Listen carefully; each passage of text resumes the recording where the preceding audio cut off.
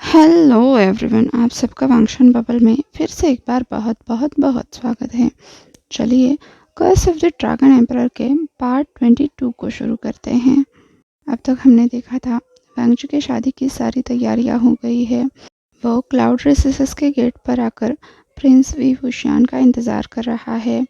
आसमान में Prince dragon form में दिखाई भी दे रहे हैं और उनके पीछे जो छोटा ड्रैगन दिखाई दे रहा था वह बाओशन सेरेन थी। बाओशन सेरेन के पीछे काफ़ी सारी छोटी छोटी आकृतियाँ दिखाई दे रही थी। शायद से वो यीलिंग डिसाइपल्स होंगे जो अपने अपने तलवारों पर उड़कर आ रहे थे। वांगजी ने अपने भाई के चेहरे पर बहुत बड़ी वाली मुस्कुराहट देखी जब उन दोनों ने अपने कजन्स वेंचिंग और वेनिंग को देखा। वैसे इस वक्त वांगजी का प्रिंस वी वुशियान की ची एनर्जी के अलावा कहीं और ध्यान ही नहीं जा रहा था। वेंचिंग बिल्कुल सही थी। प्रिंस वी वुशियान की ची एनर्जी में बहुत बदलाव आ गए थे। ऐसा लग रहा था वो अपने आपा खोने के कगार पर है। उस एनर्जी में बहुत उतार चढ़ाव दिख रहे थे। हीलिंग में प्रिंस के साथ क्या हुआ पता नहीं, पर उनकी एनर्जी को अच्छी तरह से ढक लिया गया था क्योंकि जिनके पास बहुत ही स्ट्रॉन्ग गोल्डन कोर है बस वही उसकी इंस्टेबिलिटी को समझ पा रहे थे। जैसे ही प्रिंस ह्यूमन फॉर्म में आते हुए ज़मीन पर लैंड हुए, लान सिजन बहुत ज़ोर से कांप गए। बच्चे भी चौंक कर प्रिंस को देख रहे थे, पर तुरंत होश में आते हुए सभी ने झुककर उनके होने वाले महाराज को प्रणाम किया। शुक्र है कि वांगजी को उन्हें प्रणाम करने की ज़रूरत नहीं थी क्योंकि उसे भरोसा ही नहीं था कि ऐसे भारी रोब्स में वो झुककर प्रणाम भी कर पाता। ऊपर से उसने सर पर पहना हुआ इतना भारी वाला हेड ड्रेस, वो तो उसे सर झुकाने तक की इजाज़त नहीं दे रहा था। फिर भी वांगजी थोड़ा सा झुका ताकि वह अपने मंगेतर के आने की खुशी में उसे थोड़ा तो रिस्पेक्ट दिखाए। जैसे ही प्रिंस वांगजी की तरफ आने लगे उसके कान बजने लगे। उसे यकीन नहीं हो रहा था कि ये उसकी खुद की एक्साइटमेंट है या प्रिंस की ची एनर्जी। अब लान सिजन और प्रिंस वी वुशियान ने भी एक दूसरे का सम्मान किया, आपस में कुछ बातें की। फिर प्रिंस ने अपना हाथ आगे बढ़ाया तो वांगजी ने भी अपना हाथ आगे बढ़ाया। जैसे ही प्रिंस ने वांगजी की उंगलियों को छुआ, उनके हाथ उसे काफ़ी गर्म लगे। वांगजी देख पा रहा था प्रिंस भी बिल्कुल वांगजी की तरह तैयार हो गए हैं, या फिर ये कहे कि उनका हेड ड्रेस तो वांगजी से भी ज़्यादा भारी है। आप ठीक तो हो ना? वांगजी ने पूछने की कोशिश की उनके इंटरनल कनेक्शन के द्वारा, पर उसके कानों में प्रिंस की आवाज़ की जगह बस एक तेज़ आवाज़ सुनाई दी, जैसे दिल की धड़कन होती है। तो वांगजी को लगने लगा कि वो किसी अलग ही दुनिया में पहुंच गया है, क्योंकि वो बड़ी मुश्किल से समझ पा रहा था कि वो सीढ़ियों से नीचे उतर रहे हैं, लान एंसेस्टर हॉल की तरफ जा रहे हैं। वो सब कुछ कर तो रहा था पर किसी भी चीज़ में उसका ध्यान नहीं था। उन दोनों के तीनों प्रणाम हुए, फिर छोटा सा टी सेरेमनी भी हुआ। वांगजी ने पहले लान सिजन और फिर शूफू को चाय पिलाई। इस रस्म को लेकर भी पहले काफ़ी बहस हो चुकी थी। सब लोगों का यही कहना था कि प्रिंस सबसे ऊपर है, इसलिए वो किसी को भी चाय सर्व नहीं करेंगे। पर प्रिंस का कहना था कि वांगजी भी प्रिंस के बराबर है, इसलिए वो भी किसी को चाय सर्व नहीं करेगा। पर आखिरकार दोनों के बीच में यह तय हुआ कि बस वांगजी के परिवार को ही चाय सर्व की जाएगी। इस बात से वांगजी का दिल तो भर आया, साथ ही शूफू को भी ऐसा लगने लगा कि उन्हें बहुत बड़ा सम्मान मिल रहा है। पर इस समय वांगजी किसी भी चीज़ पर ध्यान नहीं दे पा रहा था क्योंकि उसे ऐसा लग रहा था उसका सर घूम रहा है, उसे किसी तरह का नशा हो रहा है, उसका दिमाग काम नहीं कर रहा है। हाँ, उसने पहले भी शराब पी थी, इसलिए उसे अनुभव था कि नशा होने के बाद उसे कैसा लगता है। अभी भी बिना शराब पिए ही उसे ऐसा लग रहा था कि उसे बहुत तेज़ नशा हो रहा है। उसे कुछ समझ आए इससे पहले ही उसने अपने आप को शूफू और लान सिजन के द्वारा प्रिंस के ड्रैगन फॉर्म के ऊपर खुद को बैठाते हुए पाया।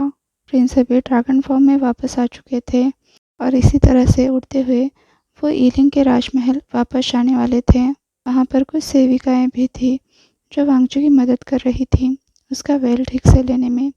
उसके रोब्स का जो पीछे वाला लंबा सा हिस्सा है उसे ठीक से रखने में, ताकि वांगजी सही से बैठे। वांगजी को एक पल के लिए लगा ये सब कितना फालतू है, क्योंकि जैसे ही प्रिंस उड़ान भरेंगे ये सब तो वैसे ही निकल जाने वाला है। पर ऐसा नहीं हुआ। शायद से वहाँ पर कोई तालिस्मान यूज़ किया था, क्योंकि प्रिंस ने उड़ान तो भरी पर वांगजी को कुछ भी हवा नहीं लग रही थी। उसे ऐसा लग रहा था उसके कपड़े बस हल्के से हवा पर हिल रहे हैं। पर आसमान में उड़ते हुए वांगजी को ठंडी हवा का एहसास हुआ, जिससे उसे थोड़ी तो राहत मिली। अब कहीं जाकर उसकी नज़रें एक जगह पर थम गई। जब उसने सामने देखा तो पाया प्रिंस के सर के पीछे 20 से भी ज़्यादा एक्यूपंक्चर नीडल्स लगी हुई हैं। उन नीडल्स ने उनके एंडोलर्स को चारों तरफ से घेर लिया था, जो सिर्फ वांगजी को ही दिखाई दे रही थी। वांगजी वहाँ पर बिल्कुल संभल कर बैठ गया कि उसके हिलने डुलने से प्रिंस को कहीं दर्द ना हो। पर प्रिंस ने इस चीज़ को लेकर कोई हरकत नहीं की। जबकि बाओशन सरन ने आसमान में एक पोर्टल बनाया, उसके ज़रिए प्रिंस उड़ते हुए दूसरे डेस्टिनेशन तक पहुँचे। तब भी प्रिंस बिल्कुल भी नहीं कांपे। ऐसा लग रहा था इस वेडिंग मार्च को बहुत ही बारीकी से प्लान किया गया था, खासकर उन सामान्य लोगों के लिए जो अपने नए एम्परर को आसमान में उड़ते हुए देखना चाहते थे, उनके दर्शन करना चाहते थे। प्रिंस उनके लिए किसी भगवान से कम नहीं थे, जैसे वो अपने हक के लिए इस दुनिया में बैलेंस लाने के लिए दोबारा लौट कर आए हो। बाओशन सरन वाटर क्लाउड का यूज़ करके बार बार पोर्टल्स बना रही थी, और एक के बाद एक सभी शहरों में वो पोर्टल्स खुलते और ख़त्म होते जा रहे थे। प्रिंस हर उस जगह के आसमान से उड़ने वाले थे जहाँ भी उनकी प्रजा है। सारा आसमान तय करके प्रिंस को शाम तक यीलिंग पहुँचना था, जिसके बाद यीलिंग में शादी की बाकी की रस्में होनी थी, और उसके बाद ताजपोशी। जहाँ कहीं भी प्रिंस आसमान में दिखाई दे रहे थे, उनके नीचे लोग चिल्लाते हुए अपनी खुशी जाहिर कर रहे थे, प्रिंस को बधाइयाँ दे रहे थे। जब प्रिंस और वांगजी पश्चिमी पहाड़ों पर उड़ रहे थे, वांगजी देख रहा था लोग पहाड़ों की चोटियों पर आकर हाथों में लालटेन लेकर खड़े हुए हैं, ताकि उन्हें प्रिंस ठीक से दिखे। उन लोगों की कोशिशों को जानते हुए प्रिंस ने वहाँ पर एक और चक्कर लगाया। इससे लोग इतने ज़्यादा खुश हुए कि उनकी खुशी में चिल्लाते हुए आंसू निकल गए। वांगजी भी उन सब की खुशी में ऐसे ही खुशी से शामिल होता, अगर उसे पता नहीं होता कि इस सब से प्रिंस को कितनी तकलीफ हो रही है। पर इस वक्त वो शांत रहने के अलावा और कुछ नहीं कर सकता था, बावजूद इसके कि अब प्रिंस की ची एनर्जी इतनी ज़्यादा इम्बैलेंस हो चुकी थी कि उसकी आवाज़ से वांगजी के कान के पर्दे फटने को आए थे। माफ़ करना, प्रिंस विभूषा ने आखिरकार अपने मन में कहा, हम बस यीलिंग पहुंचने ही वाले हैं, बस कुछ और देर धीरज रखना। वांगजी को अपने कानों में सुनाई देने वाली आवाज़ भी ऐसी लग रही थी कि प्रिंस अपने दांत पीसते हुए बोल रहे हैं, जैसे वो अपनी तकलीफ को दबाना चाह रहे हो। महाराज, क्या हो रहा है? वांगजी ने पूछने की कोशिश की। क्या मैं अपनी ची एनर्जी साझा करना शुरू करूं? बिल्कुल नहीं, प्रिंस ने तुरंत जवाब दिया। मैंने कोविड टावर में एक ही झटके में बहुत बड़ा निर्णय लिया था। कई सारे लोगों को मुझसे बहुत बड़ी अपेक्षाएं हैं। इस वक्त मैं कमज़ोर नहीं दिखना चाहता। प्रिंस ने जवाब दिया, नहीं चाहता ऐसे वक्त में तुम अपनी ची एनर्जी मेरे साथ साझा करो। बस मुझे इस सब से निकलने दो। माफ़ करना लांजा, पर तुम्हें थोड़ी देर ये सब सहना होगा। फाइनली वो लोग लोटस पेयर के बड़े बड़े लेक से होकर गुजरे, जहाँ पर किनारों पर हज़ारों की तादाद में आकर उन दोनों को बहुत सारी बधाइयाँ दे रहे थे। कुछ लोग लेक में बोट्स पर भी बैठे थे। जैसे वो वहाँ से गुजरने लगे, लोगों के बीच से आवाज़ें आने लगी। हांग वांजून वांगजी के लिए एक अजीब अनुभव था। अभी भी इस बात के लिए खुद को तैयार कर रहा था कि वो ड्रैगन एम्परर का इम्पीरियल स्पाउस है। यीलिंग के बाहर जो बहुत बड़ा सा तालाब था, उसके बीच में एक बड़ा सा तैरता हुआ प्लेटफॉर्म तैयार किया गया था। हर तरफ लोटस फ्लावर थे। वहाँ पर बहुत सारे लोग मौजूद थे जो एक साथ जिंग्स बजा रहे थे, जिन पर इम्पीरियल वेडिंग सॉन्ग बज रहा था, चिंगलोंग और शिफिंग के प्यार का गीत। उनकी आवाज़ इतनी तेज़ थी कि लोगों की चिल्लाने की आवाज़ उनके सामने फीकी पड़ने लगी। प्रिंस वही पानी पर उतर गए। साथ ही वांगची को भी नीचे पैर रखने तक उन्होंने सहारा दिया। जैसे कि रस्म होती है, दोनों ने एक साथ उस प्लेटफॉर्म पर कदम रखा। प्रिंस वापस से ह्यूमन फॉर्म में आ चुके थे। वांगची के हाथ में पकड़ा हुआ उनका हाथ हल्के से कांप रहा था। संभलने के लिए प्रिंस ने वांगची का हाथ इतने जोर से पकड़ लिया कि वांगची को भी पूरी ताकत लगाकर ठीक से खड़ा होना पड़ा। वो बस खुद को तसल्ली दे रहा था कि ताजपोशी होने तक उसे किसी भी तरह से अपने पैरों पर खड़ा रहना है। उसके बाद जब वो दोनों अकेले होंगे, तब जाकर वो प्रिंस की मदद कर सकता है। उसने चांद और सूरज की स्थिति देखकर ये अंदाज़ा लगाने की कोशिश की कि अभी समय क्या हो रहा है, पर उसे कुछ भी समझ नहीं आया। बस अपने पैरों के पास दो छायाएं देखकर वो ये समझ गया कि उसके बड़े भाई और शूफू उनके पीछे ही खड़े हैं। साथ ही बाशन सरन और लानी भी आ रही है। वो दोनों प्रिंस के पीछे खड़े थे। अब उन्हें प्रिंस के परिवार को टी सर्व करना था, जिनमें सिर्फ बाशन सरन और उनकी पत्नी लानी शामिल थे। इसलिए वो रस्म भी उन्होंने जल्दी जल्दी निपटा दी। अब बाकी की जो कुछ भी रस्में हुई, वांगची न तो उन्हें ठीक से समझ पाया और ना ही ये समझ पाया कि उसने उन्हें ठीक से निभाया या नहीं। उसके कानों में जो आवाज़ हो रही थी, उसकी वजह से वांगची बस वही कर रहा था जो कुछ भी उससे करवाया जा रहा था। उनके हेड्रेस के साथ कुछ तो किया गया और फिर प्रिंस के माथे पर बाशन सरन की तरफ से और भी कुछ रखा गया। फिर प्रिंस को रेड ड्रैगन डायनेस्टी के नए महाराज घोषित कर दिया गया। लोग फिर से एक बार उन्हें चेयर करने लगे। वांगची के कान में हो रही गूंज में वो आवाज़ भी कभी कभी सुनाई दे रही थी। साथ ही गोंग और आतिशबाजी की भी आवाज़ हो रही थी। ड्रम और जिंग की आवाज़ के साथ साथ ही रेड ड्रैगन डायनेस्टी के जय जयकार की धुन बजने लगी और वांगची खुद को कांपने से रोक नहीं पाया। ये सब उसके लिए बहुत ज़्यादा हो रहा था। तभी बाशन सरन की आवाज़ उन दोनों के कानों में गूंज उठी। बस सांस लो, अपनी सांस पर ध्यान दो, सब कुछ हो गया है, बस कुछ पल और। एक पल के लिए वांगची का दिमाग शांत हो गया और वो ये समझ पाया कि ये सब जो उसे फील हो रहा था, ये असल में उसके साथ नहीं, उसके हस्बैंड के साथ हो रहा था। ये समझ आते ही वांगची ने तुरंत अपने लॉर्ड हस्बैंड का हाथ अपने हाथ में लिया और उसे हल्के से प्रेस करते हुए उन्हें ये जताने की कोशिश की कि वो यही है उनके साथ और वो उन्हें कुछ नहीं होने देगा। इस जश्न के कोलाहल में किसी का भी ध्यान नहीं गया कि वांगची अब प्रिंस का हाथ थामकर वहाँ से उठकर कहीं जा रहा है। कोई भी ये समझ नहीं पाया कि लाल रोब्स में आगे बढ़ने वाला व्यक्ति प्रिंस नहीं बल्कि हांग वांजुन है और प्रिंस उनके पीछे पीछे चल रहे हैं। बाशन सरन वांगची के साथ ही चल रही थी। वो प्लेटफॉर्म के एंड में जो बोर्ड रखी है, वहाँ पर उन दोनों को ले जाना चाहती थी ताकि वो ईलिंग के एंसेस्टर हॉल में चले। पर अचानक से प्रिंस ड्रैगन फॉर्म में शिफ्ट हो गए और उनके शिफ्ट होते ही वांगची को अपने सर में बहुत तेज़ दर्द महसूस होने लगा। बाशन सरन और लानी जल्दी से आगे बढ़े। उन्होंने वांगची को प्रिंस के सर पर बैठने के लिए मदद की। वांगची के अपने हस्बैंड के हैंडलर पकड़ते ही प्रिंस ने फिर से एक बार गोल चक्कर लगाया और वहाँ पर चल रहा जश्न और भी ज़ोर शोर से चलने लगा। हज़ारों लोग हज़ारों तरीक़ों से अपनी खुशी जाहिर कर रहे थे और वांगची बस ये दुआ कर रहा था कि ये सब कुछ जल्द से जल्द ख़त्म हो जाए।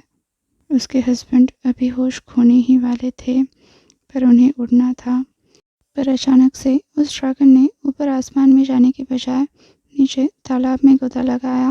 वांगची को खुद भी पता नहीं था कि इंपीरियल एंसेस्टर हॉल ज़मीन पर नहीं बल्कि इस लेक के तह में है। वो सोचने लगा, हो सकता है वो कोई फ्लोटिंग पगोड़ा हो, वो पूरी तरह से पानी में डूबा हुआ होगा। ये उसने नहीं सोचा था।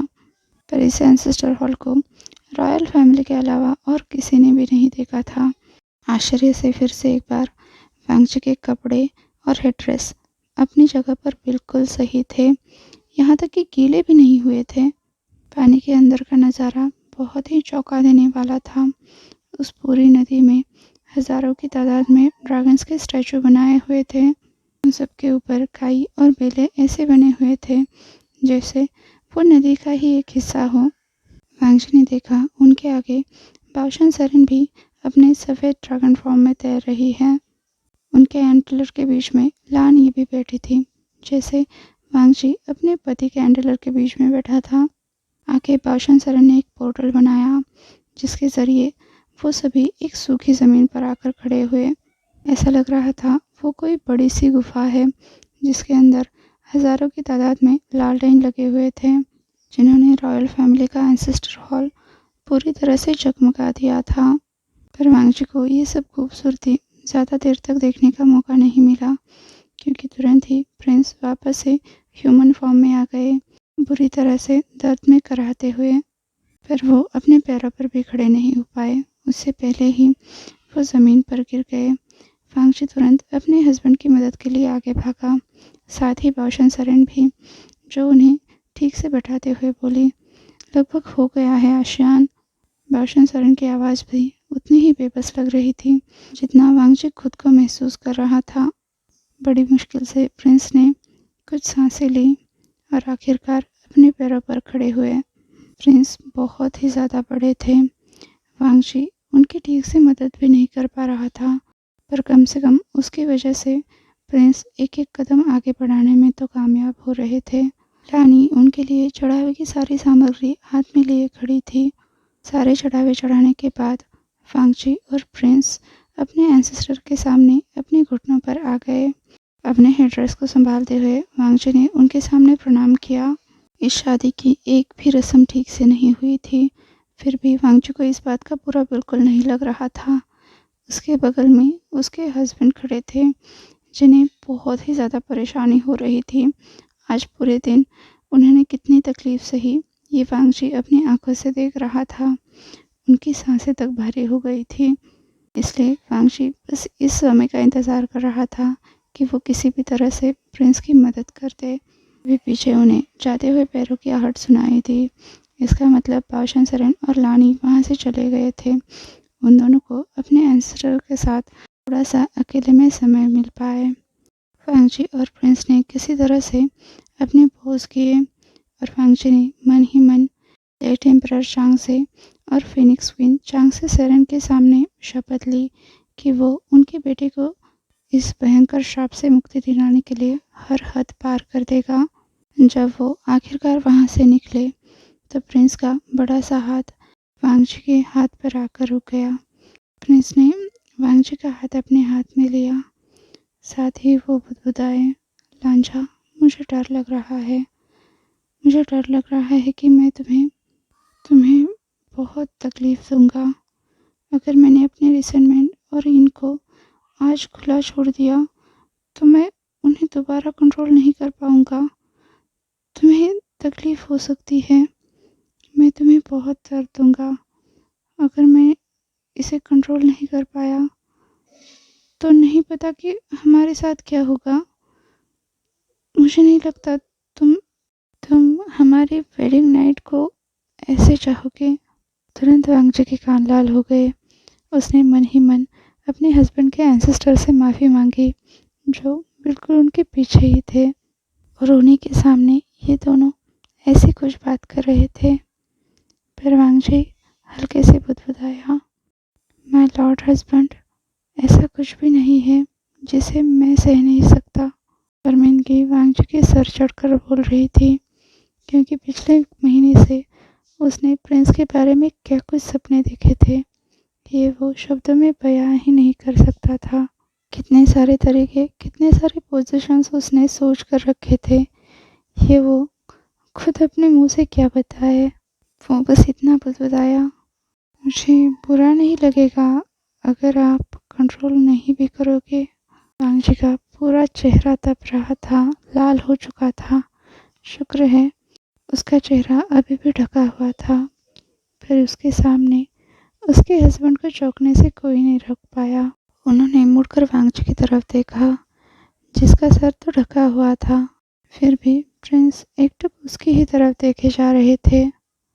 लांझा, प्रिंस की आवाज़ बदल गई। ऐसा है तो अचानक से प्रिंस की आवाज़ हल्की सी महसूस होने लगी। उनकी ची एनर्जी का दबाव भी कम हो गया, जैसे कि प्रिंस ने अपनी ची एनर्जी को काबू करने की कोशिश छोड़ दी हो। आज के लिए बस इतना ही। आपसे कल मिलती हूँ। तब तक के लिए अपना ख्याल रखिए। वीडियो पसंद आया हो तो लाइक, शेयर और कमेंट कर दीजिए। अभी तक चैनल को सब्सक्राइब नहीं किया है तो सब्सक्राइब भी कर दीजिए और वांगशान बबल में खुश रहिए। Thank you.